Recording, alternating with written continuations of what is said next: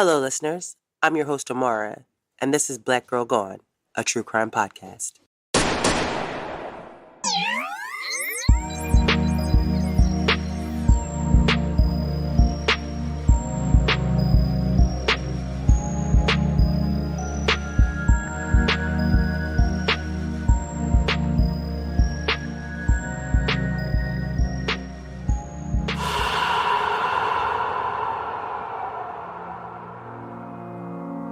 On this episode of Black Girl Gone, we tell the story of 29-year-old LaNell Barsock, who was murdered on June 16th, 2010 in Palmdale, California.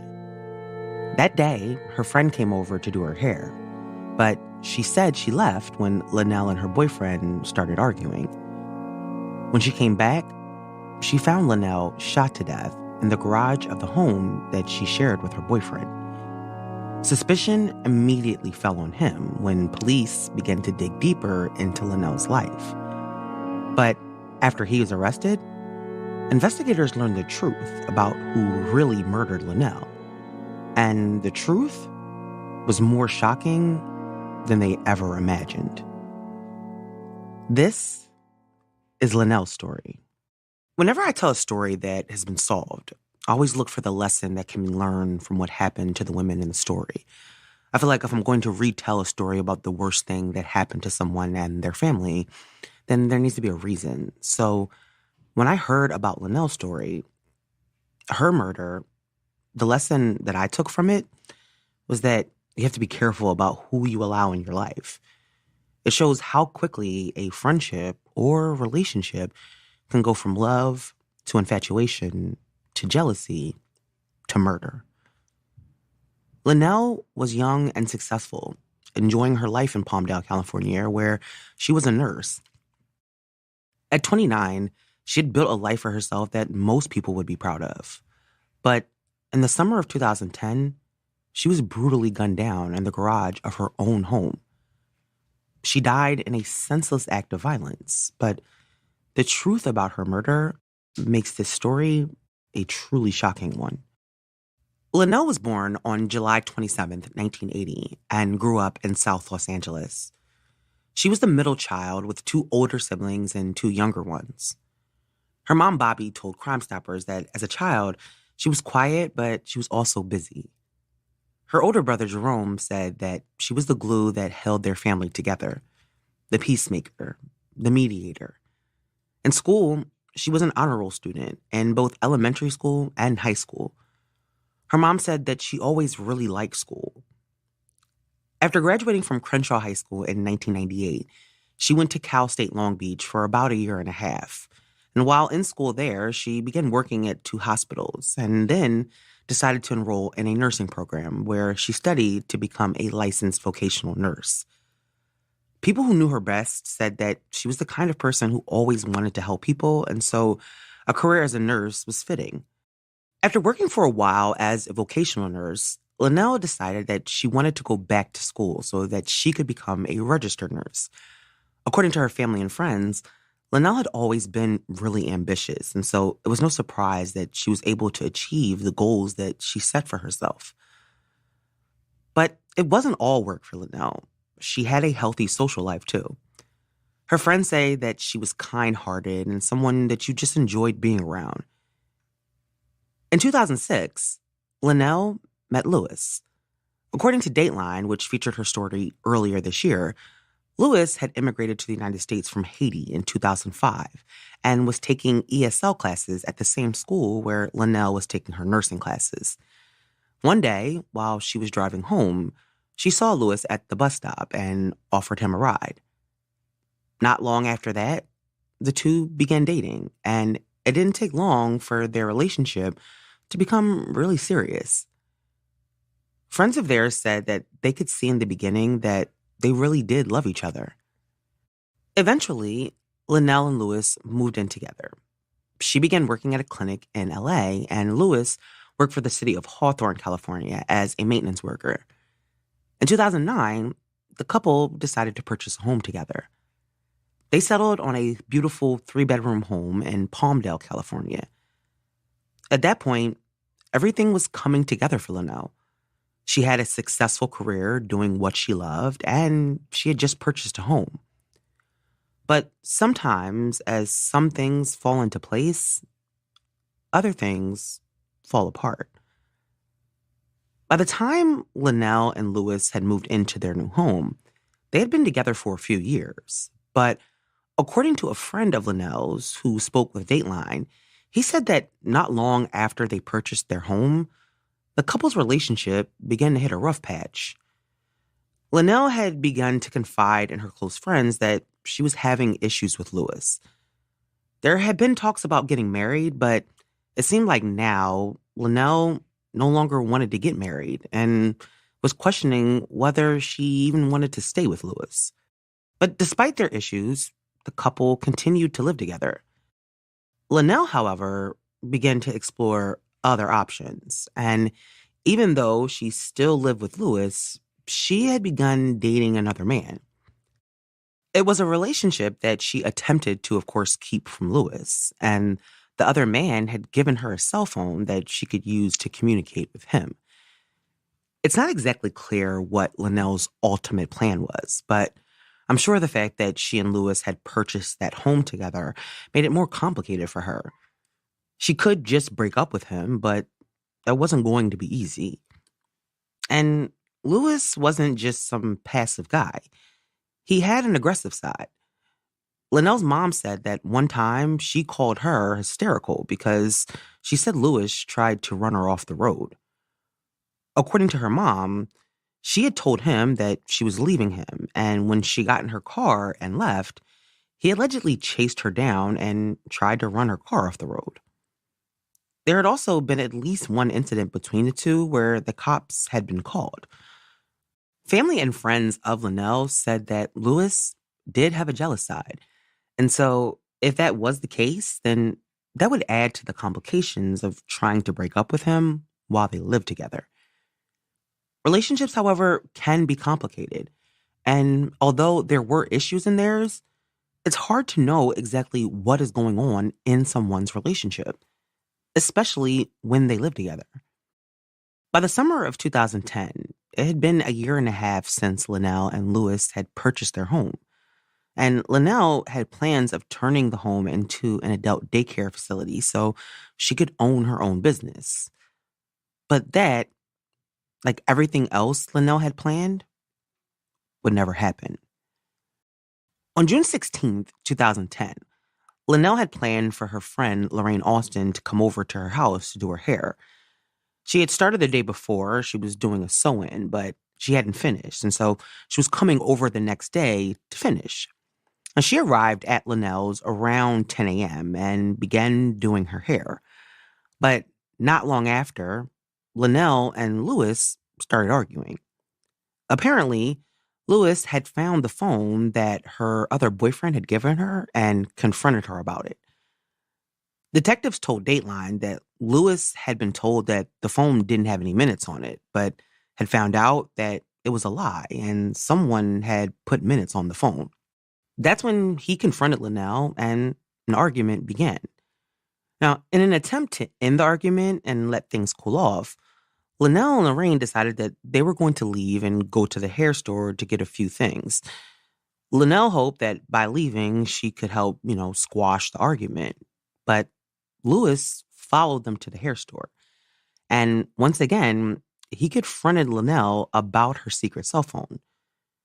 She decided that she would just give him the phone, hoping that he would be satisfied and that he would leave. And he did leave. After he pulled off, the women went over to pick up a pizza that they ordered from a local pizza store, and then they got a couple of drinks from a different store before heading back to the house. And when they arrived at around 12 p.m., Lewis was there. And according to Lorraine, the couple started to argue again. 6 hours later, Lorraine showed up at the police station and told them that she had just found her friend dead in her garage. She told police that she had been at her friend's home earlier that day and that she had been arguing with her boyfriend, and so she decided to leave. Lorraine said that when she came back to the house, she found her friend lying in a pool of blood with a plastic bag over her head. It sounded like an unbelievable story, but Lorraine had blood all over her. She said that she slipped in it when she went into the garage and found LaNell. And so police knew that something had happened. Immediately, they left the station and followed Lorraine to LaNell's home. And inside the garage, just as Lorraine said, they found LaNell dead on the floor of the garage next to her car. And she had a plastic bag over her head. There was blood everywhere. Police lifted the bag off of LaNell's head, but because of the amount of blood, at first, they believed that she had been hit in the head and beaten to death. It was a horrific scene, and whoever had done this to LaNell had tried to cover up what they did, which made them rule out the likelihood that this was a home invasion or a robbery. And even initially, police could tell that there was no signs of forced entry. But they could find signs that someone had tried to clean up the murder. When they looked at the home, at first, everything seemed normal. There was no sign of a struggle, nothing really out of place, except in the living room, they could tell that there had been a large area rug covering the carpet and that it had been moved because the mark the rug left was still there. Now, usually, when a rug has been moved at a crime scene, it's usually a clue that the rug either had evidence on it or that someone was going to use the rug to move a body. After they looked over the living room, they made their way to the laundry room where they found several towels covered in blood. It was obvious that someone was definitely trying to clean up that scene.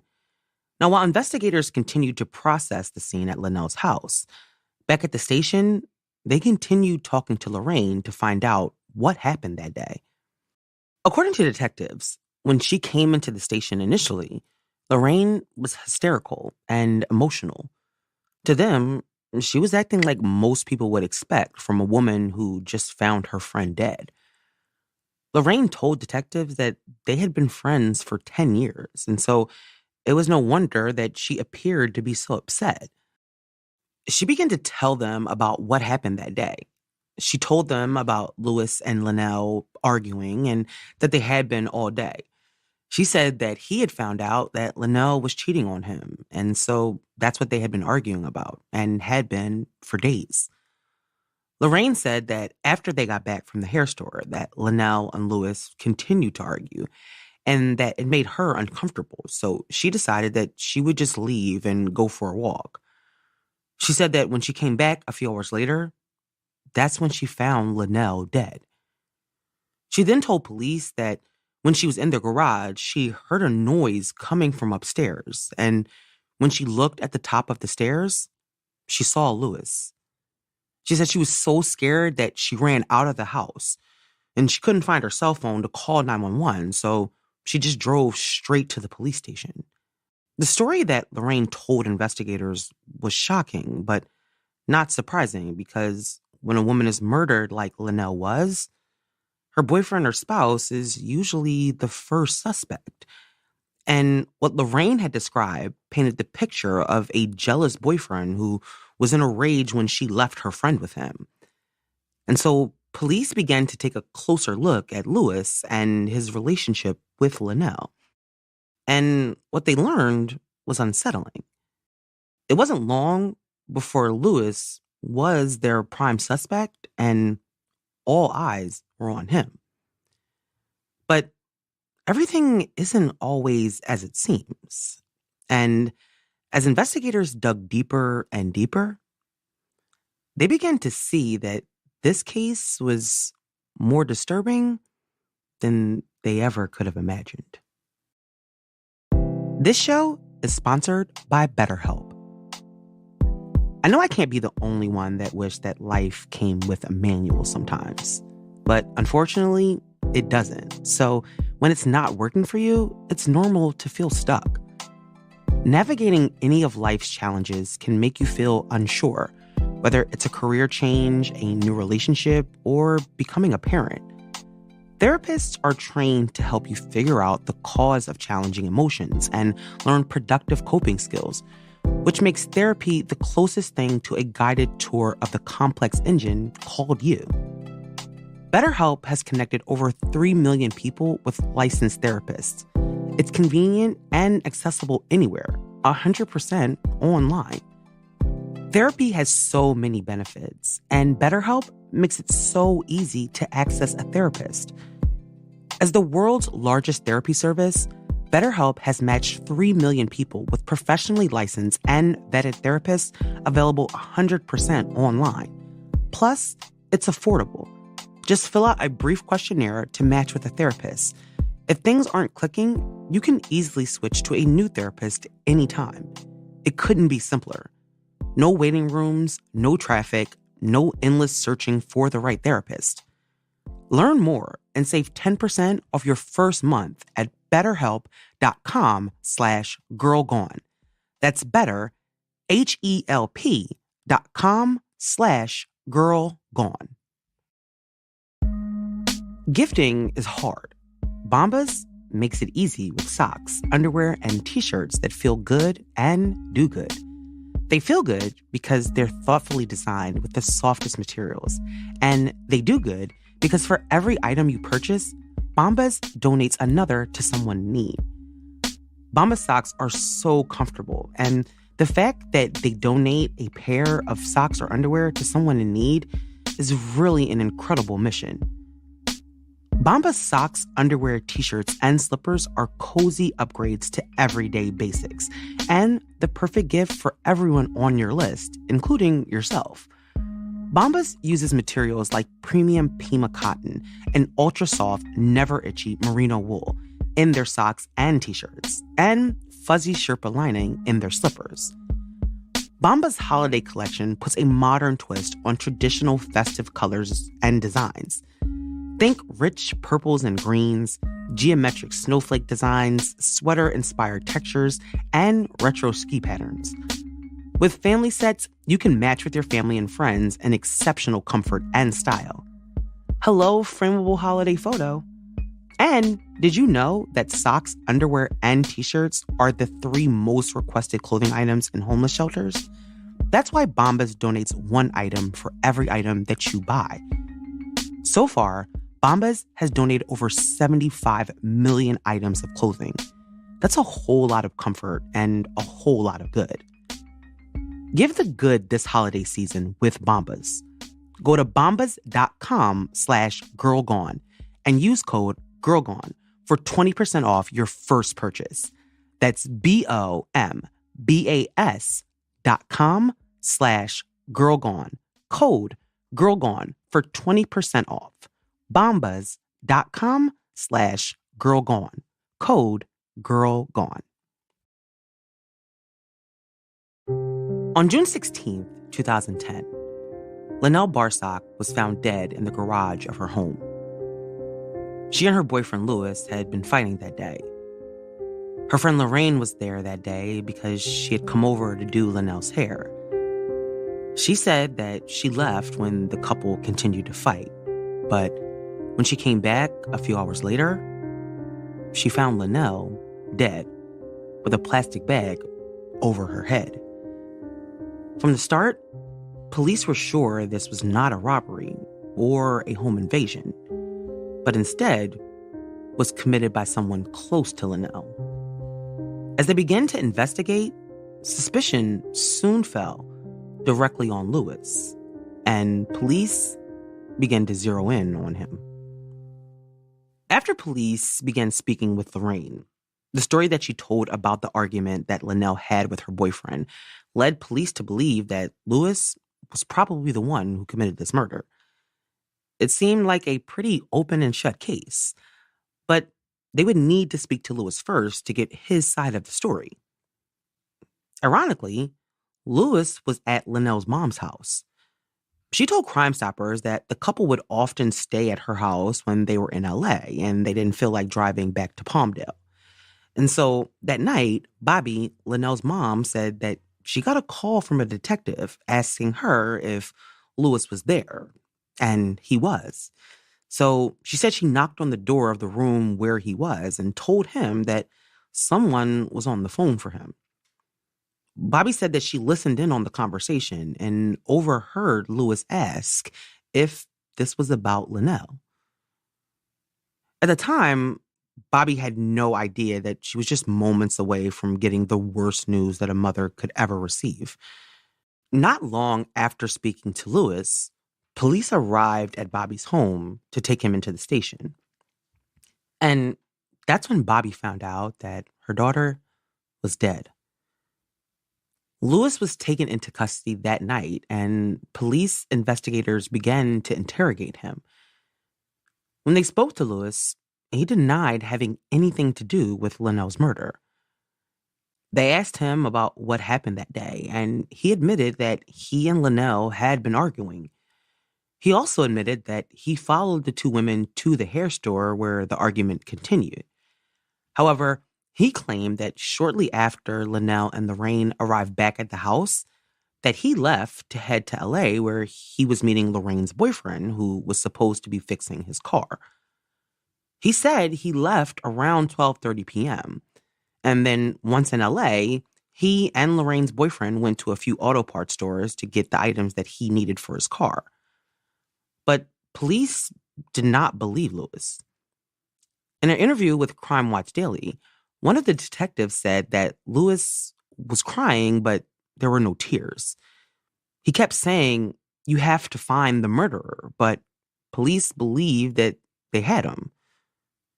The story that Lorraine gave them was more convincing than the one Lewis gave, and detectives noticed that he also had a scratch on his face, which they figured must have happened during the murder. Now, while police continued to question Lewis, back at the crime scene, police were collecting a lot of evidence. An autopsy had been performed and it had been determined that LaNell had been shot, and they knew that she had been shot from a downward angle. Inside the house, they found a pillow that had been used as a silencer, and they used luminol to find blood.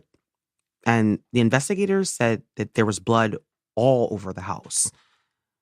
The luminol testing showed that someone had tried to clean up the crime scene and that LaNell had been murdered inside the house, and then the body was dragged into the garage.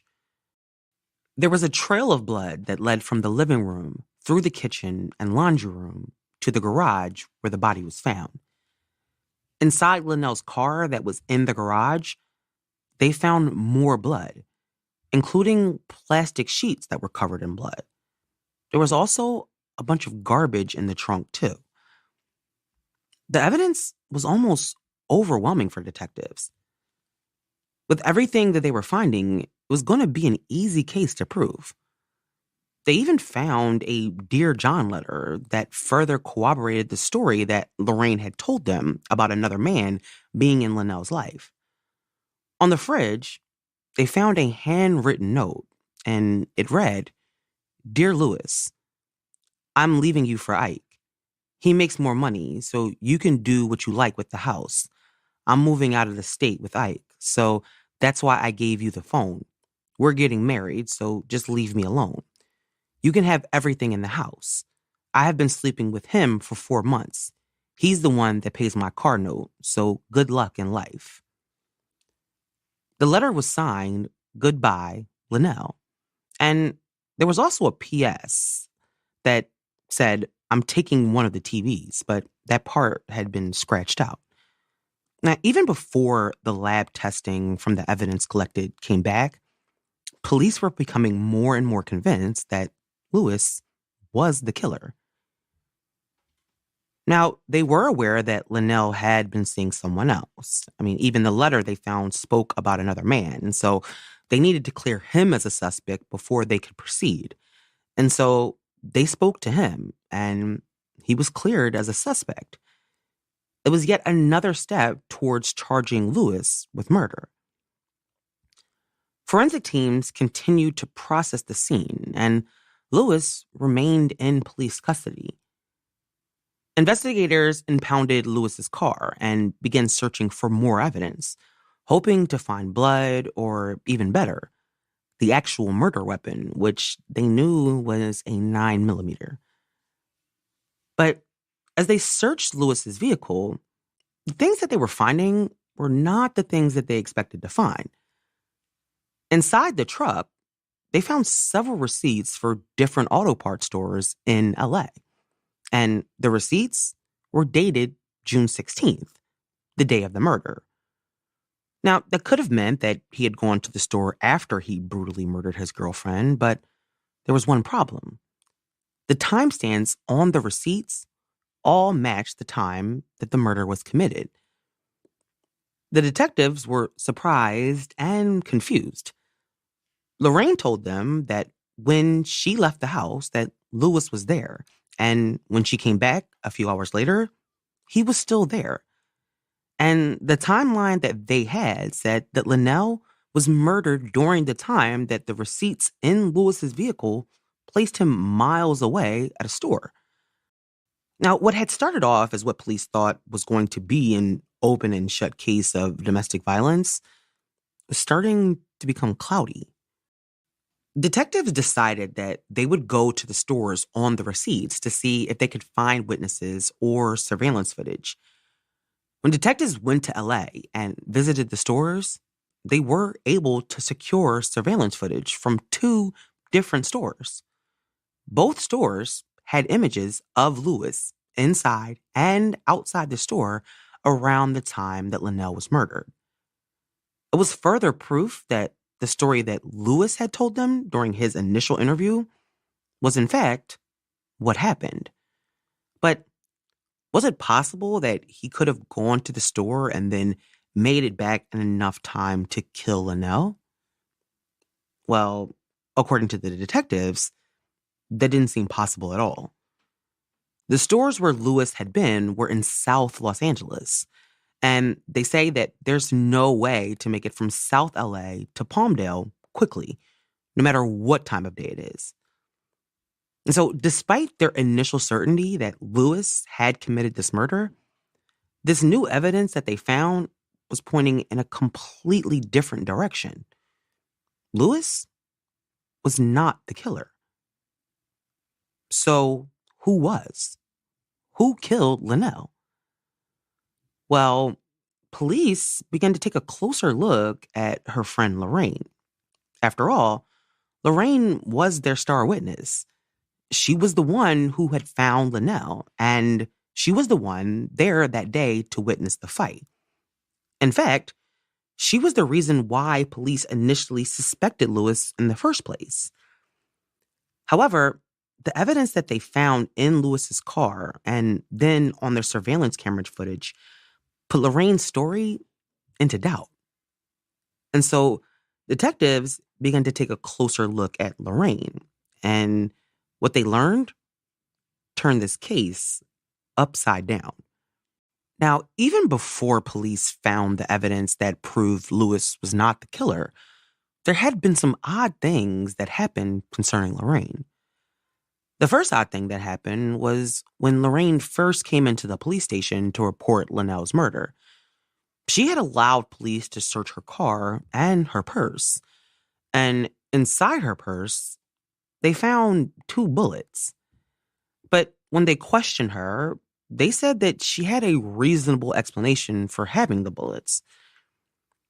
Then, while police were doing their initial investigation, they spoke to family members of LaNell's, including her parents and siblings.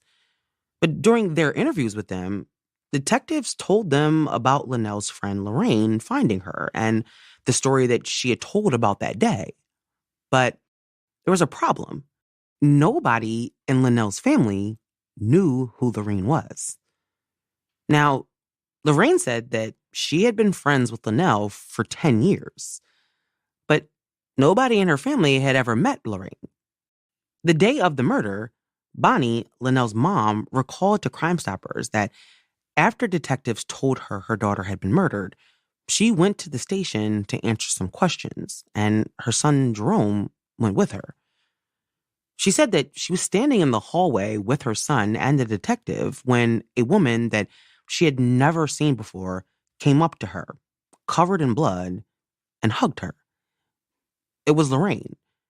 She said Lorraine told her that she was sorry for her loss, and when Bobby asked her who she was, she told her that she had gone to high school with LaNell. But Bobby had never met Lorraine and knew nothing about her daughter being friends with her. Now, after detectives found evidence that corroborated Lewis's alibi, he was released from county jail, and detectives began to change their focus to a different suspect. Detectives needed to learn more about LaNell's friendship with Lorraine. It was really weird that none of her family knew this person that she had been friends with for 10 years. And so they began looking at LaNell's phone records, and what they found was unexpected. They learned from the messages that LaNell and Lorraine were more than just friends. They had also engaged in a sexual relationship. Detectives had no idea that LaNell and Lorraine were more than just friends, but the more they learned, the more the truth about what really happened came into focus.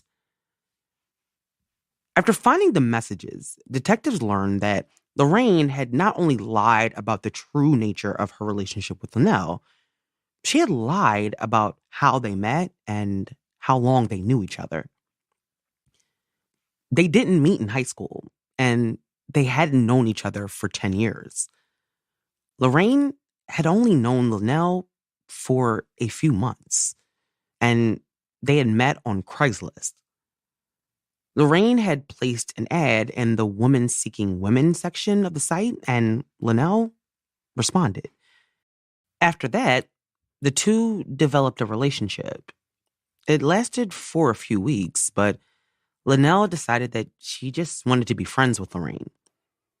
A week before she was murdered, she texted Lorraine that she no longer wanted to be intimate with her and she wanted to focus on her relationship with Lewis. In all of the conversations that detectives had with Lorraine, she never once mentioned anything about her and LaNell being more than just friends. After learning that Lorraine had lied to them, they asked her to take a lie detector test. And she agreed to take one, but then proceeded to avoid all attempts to give it. Fortunately, detectives were not going to need that lie detector test because when the DNA results came back from the evidence collected at the scene, detectives had everything they needed. Lorraine's DNA was found on a pair of bloody plastic gloves that had been found at the scene, and a pitcher that was used to clean up the blood also had her fingerprint on it. And that Dear John letter? Well, a handwriting expert determined that LaNell had not written the letter. Lorraine did. Detectives now knew that Lorraine was their killer. And they believed that they knew why Lorraine had killed LaNell. They believed that she had become obsessed with her. Now, even though they had only known each other for a short period of time, she had become infatuated with everything about LaNell. Detectives believe that when LaNell broke off their romantic relationship, that Lorraine became angry and decided that she was going to kill LaNell. They said that she had come over that day under the guise of doing her hair, but while LaNell sat in the chair in her living room, Lorraine pulled out a gun and shot her in the back of the head. She then drug her body into the garage, where detectives say she attempted to put LaNell's body in the trunk of the car, but she couldn't. And that's when they say that she came up with the plan to pin the murder on Lewis. Now, Lorraine, according to detectives, wanted to be LaNell. It was more than just an attraction or a desire to be in a relationship with her. Lorraine wanted LaNell's life. Detectives believe that Lorraine's plan was to steal LaNell's money and car. They also learned that Lorraine had begun assuming LaNell's identity when she met other women. There was no doubt that Lorraine was the person responsible for LaNell's murder. She had tried to frame Lewis, and had he not had those receipts and the DNA had not been left behind, it might have worked. But the truth was now out, and an arrest warrant was issued for Lorraine's arrest. However, there was one big problem. Lorraine was gone. When she felt the doors closing in on her, she ran, and detectives had no idea where she was. Once it was discovered that Lorraine was gone, an all-out manhunt ensued. It was frustrating for both LaNell's family and detectives that worked the case. I mean, they knew who was responsible for this senseless murder, but they couldn't bring them to justice. But months after she went on the run, Lorraine was featured on the TV show America's Most Wanted. And after her appearance, tips began coming in, and detectives were led to the country of Belize, where they found Lorraine. In January 2012, a year and a half after she went on the run after being accused of killing LaNell, Lorraine was arrested. And a month later, she was extradited back to the United States to stand trial. Lorraine pleaded not guilty, and it took 3 years for her murder trial to begin. But despite her pleas of innocence, the jury did not believe her, and they found her guilty. She was sentenced to life in prison, and she must serve 50 years before she would be eligible for parole. She is currently serving her sentence inside a California prison. The shocking twist in this story was something investigators did not expect when they first started investigating this murder. They were convinced that Lewis was their suspect, but when they began to actually look at the evidence, they realized that the killer had been the one who walked into the station that day, covered in blood. LaNell's life ended in a brutal way. She did not deserve to die the way that she did. I know some people may listen to this episode and think about some of the choices that she made, but the one thing she did not choose was to be murdered by a woman that she had befriended and allowed in her home. She had no idea that after only a few weeks, Lorraine would become obsessed with her and then decide to kill her when she ended their friendship. LaNell had a life that Lorraine envied. She was young, she was beautiful, she was successful, and well-liked. And in June 2010, Lorraine took that from her. And now she will spend the rest of her life in prison. May LaNell Barsock rest in peace. Thank you for listening to this week's episode. We'll be back next week with a brand new episode. Make sure you subscribe to the show so you never miss an episode. It also helps our show grow. As always, follow us on Instagram, Twitter, TikTok, and Facebook. Can you blame us for struggles with sobriety when it feel like all the talk is painted on we? Police get charged for the wall but not shooting she. What the hell do you mean? Gotta be a joke, man, it's gotta be a tease. Then you wonder why it's hard for us to get some sleep. When it come to cases of insomnia, we leave. Goddamn. Black kids go missing at a higher rate than white ones. Not mine. How that there you got the right one.